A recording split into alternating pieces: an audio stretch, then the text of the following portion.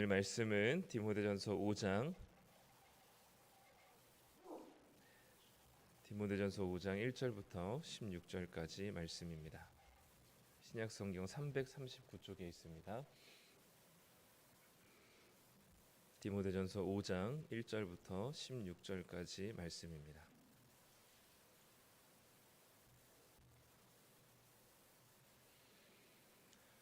거기 다 찾으셨으면 함께 1절부터 16절까지 읽도록 하겠습니다. 늙은이를 꾸짖지 말고 권하되 아버지에게 하듯하며 젊은이에게는 형제에게 하듯하고 늙은 여자에게는 어머니에게 하듯하며 젊은 여자에게는 온전히 깨끗함으로 자매에게 하듯하라. 참 과부인 과부를 존대하라. 만일 어떤 과부에게 자녀나 손자들이 있거든 그들로 먼저 자기 집에서 효를 행하여 부모에게 보답하기를 배우게 하라. 이것이 하나님 앞에 받으실 만한 것이니라. 참 과부로서 외로운 자는 하나님께 소망을 두어 주야로 항상 간구와 기도를 하거니와 향락을 좋아하는 자는 살았으나 죽었느니라. 내가 또한 이것을 명하여 그들로 책망받을 것이 없게 하라. 누구든지 자기 친족 특히 자기 가족을 돌보지 아니하면 믿음을 배반한 자요 불신자보다 더 악한 자니라. 과부로 명부에 올릴 자는 나이가 60이 덜 되지 아니하고 한 남편의 아내였던 자로서 선한 행실의 증거가 있어 혹은 자녀를 양육하며 혹은 나그네를 대접하며 혹은 성도들의 발을 씻으며 혹은 환난 당한 자를 구제하며 혹은 모든 선한 일을 행한 자라야 할 것이요 젊은 과부는 올리지 말지니 이는 정욕으로 그리스도를 배반할 때에 시집 가고자 함이니 처음 믿음을 저버렸으므로 정죄를 받느니라. 또 그들은 게으름을 익혀 집집마다 돌아다니고 게으를 뿐 아니라 쓸데없는 말을 하며 일을 만들며 마땅히 아니할 말을 하나니 그러므로 젊은이는 시집 가서 아이를 낳고 집을 다스리고 대적에게 비방할 기회를 조금도 주지 말기를 원하노라. 이미 사탄에게 돌아간 자들도 있도다. 만일 믿는 여자에게 과부 친척이 있거든 자기가 도와주고 교회가 짐지지 않게 하라. 이는 참 과부를 도와주게 하려 함이라. 아멘. 네, 겨울이 온 것 같습니다. 네, 어제보다는 조금 괜찮아진 것 같은데 많은 추위 가운데 늘 강건하게 지키시고요. 오늘은 디모데전서 5장 과부를 어떻게 교회가 구제할 것인지에 대한 이야기를 하고 있습니다. 디모데가 목회했었던 에베소 교회도 그리고 사도행전에 보면 사도행전 2장 4장에도 6장에도 과부들이 늘 교회 안에 많이 있었음을 볼 수 있습니다. 아마 이 예수 그리스도의 복음이 그 눌리고 억눌리고 연약하고 그리고 학대받는 자들에게 있어서 더 큰 기쁨의 소식으로 다가왔기 때문에 아마 당시도 그렇고 또 우리나라에도 복음이 들어왔을 때도 양반들도 복음을 받아들였지만 많은 이제 복음을 받아들인 사람들 중에는 노예와 그리고 종들이 더 많았던 것 같아요. 그래서 과부들도 교회 안에 굉장히 많이 있었던 것 같은데 우리는 종종 교회에서 뭔가 이렇게 일을 진행하거나 사역을 하게 될 때 우리는 은혜로 사역해야 한다고 하면서 종종 이제 어떤 원칙과 기준을 좀 되게 가볍게 여기거나 무시하는 경향이 있습니다. 뭐 여러 다른 사람이 아니라 제가 제 그 중에 하나긴 한데 은혜로 합시다라고 하면서 이제 뭔가 원칙과 기준이 좀 상실된 모습들이 있죠. 그러나 교회도 한두 사람이면 뭐 몇 명이면 괜찮지만 여러 사람이 모인 공동체이기 때문에 엄연한 질서와 기준이 필요하고 어떨 때는 그 기준이 일반 사회보다 훨씬 더 높게 기준이 책정되어서 그 원칙과 기준을 따라서 또 일이 진행되어야 하기도 합니다. 그렇기 때문에 우리 감독의 자격과 집사의 자격을 받듯이 일반 사회에서 요구하는 지도자의 기준보다 더 높은 기준을 요구하고 있는 것을 보면 교회 안에서도 우리가 무조건 은혜로 합시다라는 것으로 우리가 기준과 원칙을 무시하는 것은 옳지 못하다는 사실을 이야기해주며 오늘 특별히 과부를 구제하는 데 있어서 바울은 다소 이렇게까지 해야 되나라고 할 정도로 분명한 기준을 제시하고 있습니다. 모든 사람에게 좋은 사람이길 원하는 저에게는 다소 이 본문이 좀 불편하기도 한데 이렇게까지 해야 하는 것인가 하지만 이 뒷부분에 이제 16절에 보면 진짜 도와야 될 사람들을 돕기 위함이다라는 것을 보면 바울도 이런 분명한 교회가 기준을 가지고 이 뭐 과부를 구제하는 일뿐만 아니라 어떤 다른 사역들에 있어서도 기준과 원칙을 가지고 사역을 할 것을 요청하고 있습니다. 그래서 이제 그 내년 기획을 해야 되는 시기인 이 요즘 이 본문 말씀이 굉장히 저에게는 좀 의미가 있는 것 같아요. 그러면 어떤 기준으로 과부를 구제하고 특히 그런 또 연약한 자들을 도우라고 이야기하는지를 보면 오늘 두 가지 기준으로 이야기를 하고 있습니다. 일단 1절과 2절에서는 교회 안에 다양한 연령층이 있기 때문에 젊은 목회자였던 디모데에게 이제 나이가 많은 분들을 아버지와 어머니처럼 대하고 뭔가 너가 많이 알고 있다고 하면서 꾸짖거나 혼내듯이 하지 말라 이렇게 이야기하면서 젊은이들에게는 특히 이성에게는 깨끗한 마음으로 이제 대할 것을 요청하고 있습니다. 아무래도 디모데가 젊은 사람이었기 때문에 이런 여러 다양한 교회 성도들과의 관계 속에서 마땅히 가족과 같은 하나님 안에서 주신 가족으로서 대하고 그 이상의 어떤 마음으로 대하지 말 것을 이제 먼저 분명하게 요청을 합니다. 왜냐하면 지금 과부에 대한 이야기를 해야 되기 때문에 아마 그런 이야기를 좀 더 강조하는 것 같아요. 첫 번째 원칙이 있습니다. 일단 3절에 보면 참 과부인 과부를 존대하라라고 되어 있습니다. 좀 말이 이상하죠. 참 과부가 있고 가짜 과부가 있나라고 하는데 이제 여기선 참 과부는 이제 구제의 대상이 될 만한 과부를 얘기하고요. 그 과부에 대한 기준을 이제 명시하고 있습니다. 이제 첫 번째 과부를 구제하게 될 때 이런 사람들은 그 과부의 구제의 대상에서 제외할 것을 얘기합니다. 어떤 과부냐면 4절인데요. 만일 어떤 과부에게 자녀나 손자들이 있거든 그들로 먼저 자기 집에서 효를 행하여 부모에게 보답하기를 배우게 하라. 이것이 하나님 앞에서 받으실 만한 것이다 라고 얘기합니다. 먼저 교회 안에 모든 과부를 다 구제하라라고 하지 않고 그 과부들 중에 자녀들이 있다면 자녀들이 먼저 그 과부인 부모를 돕고 복양할 것을 요청하고 있습니다. 그게 그리스도인의 은혜를 받은, 그러니까 그리스도인들은 기본적으로 은혜를 받은 사람들이잖아요. 하나님의 은혜를 받은 사람들로서 그 은혜에 감사하는 마음으로 신앙생활을 하는 것처럼 부모에게 양육을 받고 그 은혜를 받은 자로서 당연히 그 은혜에 감사하는 마음으로 부모를 복양해야 된다는 것을 이야기하고 있습니다. 그래서 자녀들이 있는 경우에는 그 자녀들이 먼저 부모를 복양하고 그 생활을 책임질 수 있도록 먼저 그렇게 해야 된다라는 것을 얘기하죠.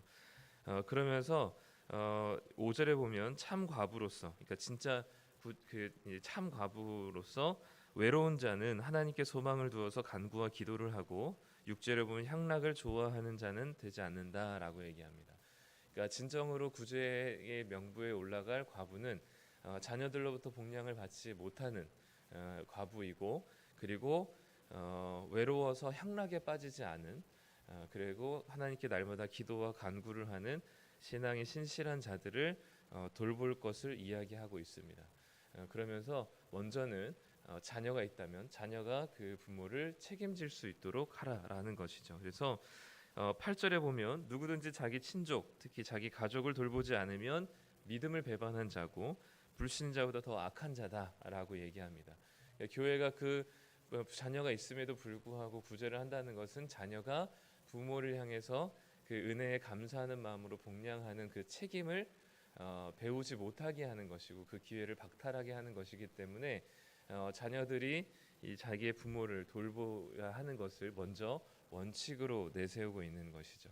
그렇지 않으면 불신자보다 더 악한 사람이다라고까지 이야기하고 있습니다. 그래서 교회는 첫 번째로 이 과부 중에 그리고 자녀들의 돌봄을 받을 수 있는 과부 그리고 이 향락에 빠져서 그렇게 이제 기도와 간구를 멀리하는 과부는 먼저 구제의 대상에서 제외할 것을 얘기합니다. 첫 번째 원칙은 자녀들이 복양할 것. 그것이 뒷부분에도 또 한 번 나오거든요. 그것이 이제 하나님께서 주신 질서다라고 얘기를 해주고 있습니다.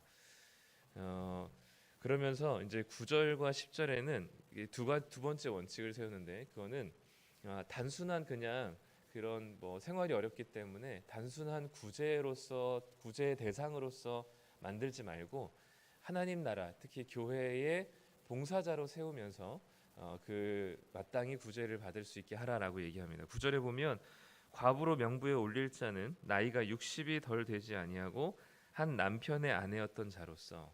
그러니까 과부의 기준이 명확하죠. 60이 넘어야 되고요. 한 남편의 아내라는 것은 여러 번 재혼하지 않은 사람. 왜 여러 번 재혼하지 않은 사람을 얘기하냐면, 이 여러 번 재혼했다는 것에는 어떤 뉘앙스가 있냐면, 자기의 정욕에 이끌려 자주 이혼하고 자주 결혼한 사람을 얘기합니다. 그러니까 어쩔 수 없이 이혼을 당한 사람을 얘기하기보다는 자기 정욕에 따라서 계속해서 그 재혼을 하는 사람을 이야기하는 거죠. 그러니까 이 하나님이 보시기에, 그리고 교회가 보기에 이게 도와야 될 명백한 기준과 근거를 제시합니다. 그래서 그 7절에서도 보면 이런 것들을 기준으로 해서 책망받을 것이 없게 해야 된다라는 얘기를 하는 거죠. 그러니까 분명한 기준과 원칙을 가지고 사람들에게 불만과 그리고 여러 가지 오해를 살 일이 없도록 하라는 겁니다. 그래서 우리 사도행전 6장에서도 보면 이 교회 안에 분란이 일어났던 이유도 이 과부들 중에서 유대인 과부들은 구제의 명부에 올렸는데 이방인 과부들은 그 명부에서 제외가 되는 경우들 때문에 이 분란이 일어났잖아요. 그러니까 그런 이 상황들 속에서 이 여러 가지 사람들로부터 이 책망받을 것이 없도록 분명한 기준을 가지고 하라라고 하면서 그 기준으로 나이 60이 넘고 여러 번 재혼하지 않은 사람. 그러니까 이 기준은 뭐냐면 사별한 사람을 얘기하는 것 같아요. 60이 넘은 사람은, 그러니까 60이 넘은 사람 중에 과부인 사람은 뭔가 이렇게 60이 넘어서까지 뭔가 정욕에 이끌려서 이혼을 하거나 그런 사람보다는 자연스럽게 이제 남편을 떠나보낸 그런 과부가 될 것이죠. 그러니까 그 얘기를 하는 이유는, 그리고 이런 사람들을 과부의 명단에 올리라고 한 이유는 젊은 사람들은 무조건 안 돼라는 얘기를 하는 게 아니라 여기 얘기한 것처럼 자기의 정욕에 이끌려서 이혼하고 한 사람들을 과부의 명단에 올리지 말라는 것을 얘기하는 거죠. 그래서 그 기준을 60세 이상이라고 정하고, 그리고 한 남편의 아내라는 것으로 기준을 정하게 됩니다. 그리고 이 사람들이 단순히 그냥 이제 생활이 어렵기 때문에 돕는 것이기보다는 10절에 보면 이 사람들이 선한 행실의 증거를 가지고 자녀를 잘 양육하고 나그네를 대접하고 성도들을 섬기고 환난당한 자들을 구제하고 그렇게 하나님 나라의 일들을 마땅히 행하는 자로서 이들을 세워줄 것을 이야기하고 있습니다.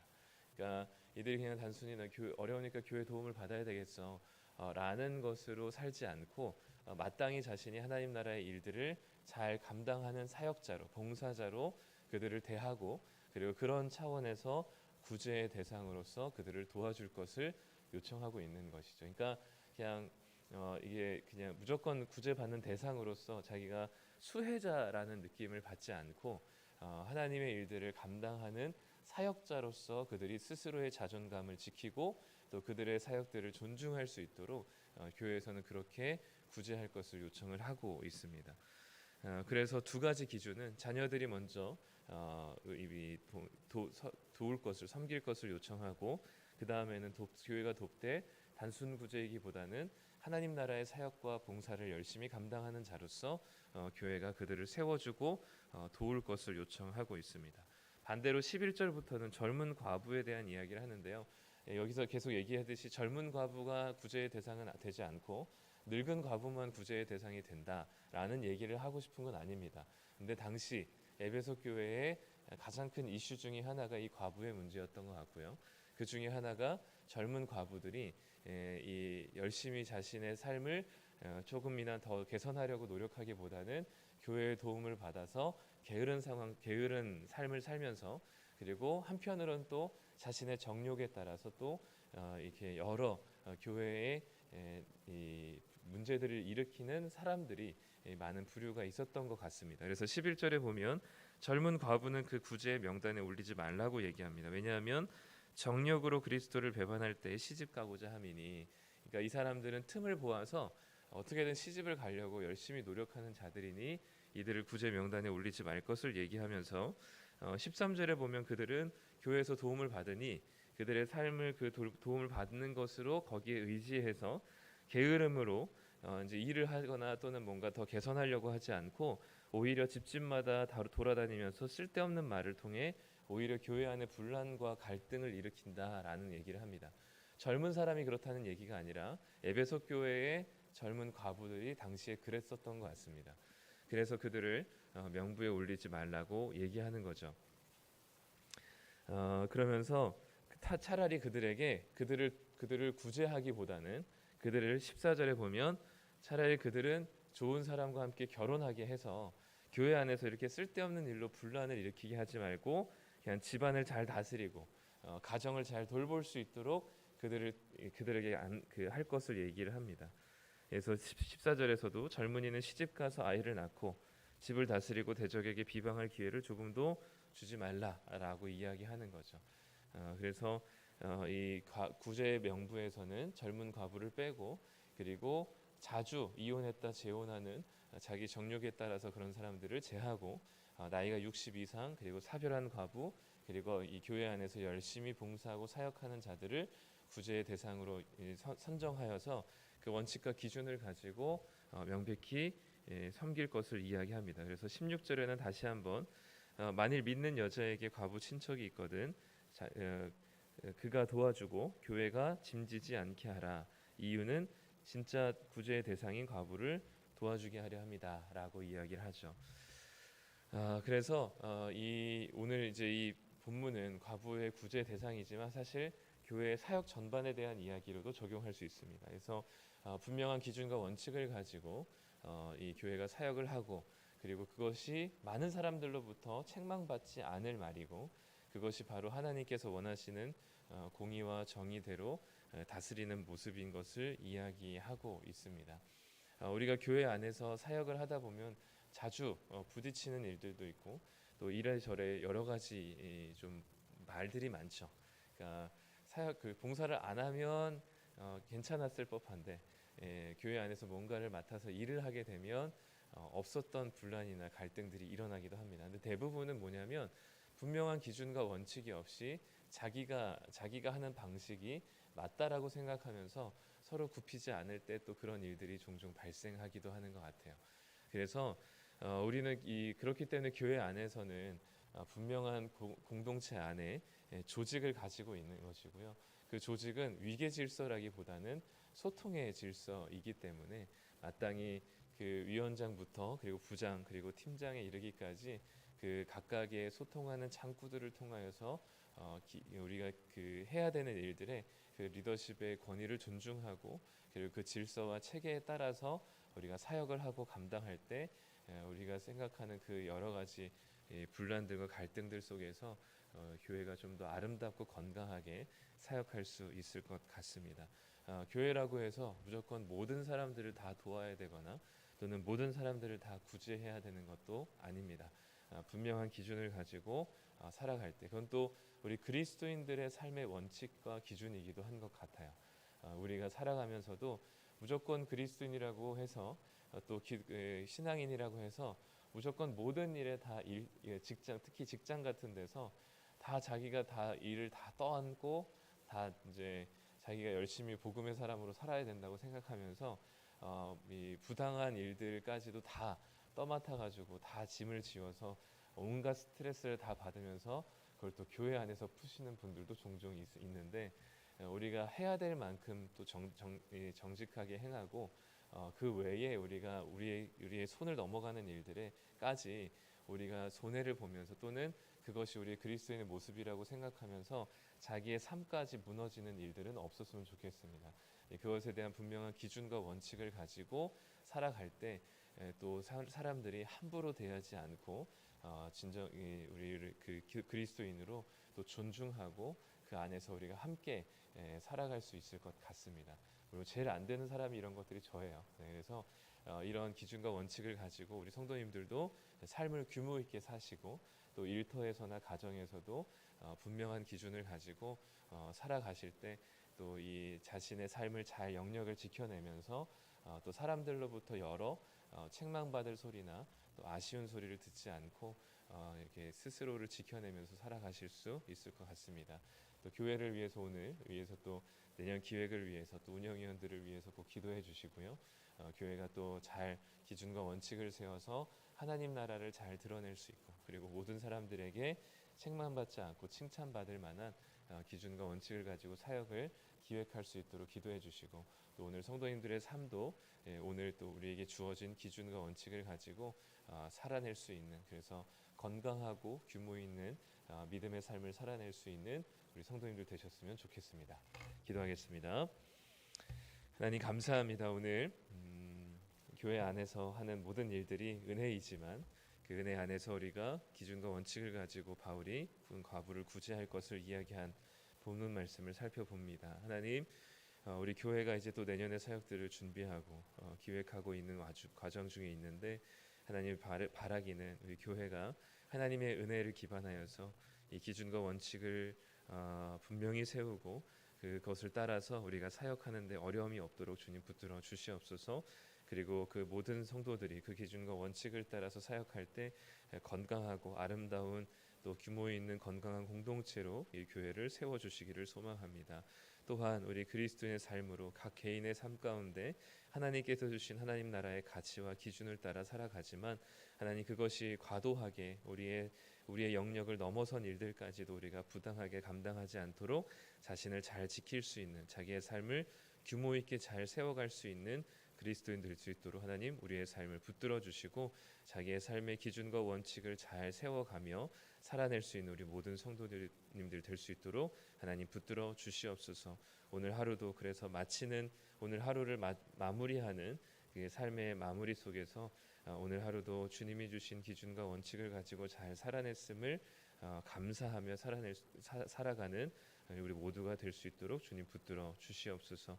우리 개인의 삶이나 또 교회 공동체적인 삶이나 하나님이 주신 바른 기준과 원칙을 세우게 하여 주시고 또 그 안에서 우리가 건강하게 살아갈 때에 하루의 삶이 하나님 앞에서 의미 있고 또 우리의 삶을 불행하거나 또 스트레스에 가득한 삶이 되지 않도록 하나님께서 도우시기를 원합니다. 오늘 하루도 우리의 삶을 붙들어 주시길 소망하며 예수님의 이름으로 기도드립니다. 아멘.